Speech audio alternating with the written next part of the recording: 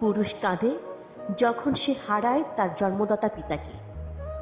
পুরুষ কাঁদে যখন তার শখের নারী তাকে ছেড়ে অন্য পুরুষের হাত ধরে চলে যায়।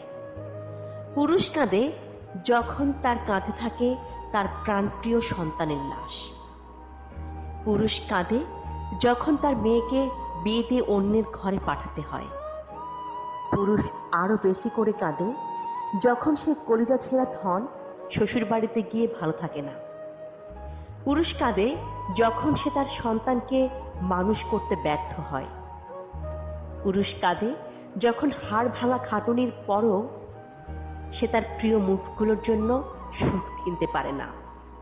পুরুষ কাঁদে যখন জীবন ও জীবিকার প্রয়োজনে সে তার জন্মভূমি আর আপনজন ছেড়ে প্রবাসে পাড়ি জমায়।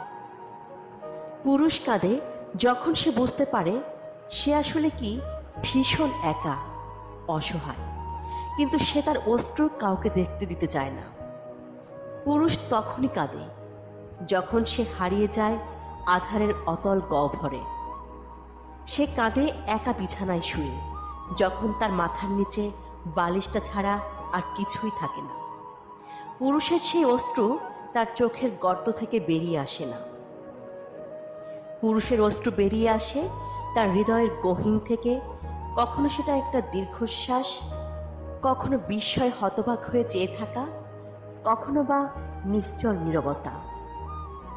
পুরুষের অশ্রুতে তার চামড়ায় ভাঁজ পড়ে, চুলদাড়ি পেকে যায়, তার ভেতরটা কেঁপে কেঁপে ওঠে।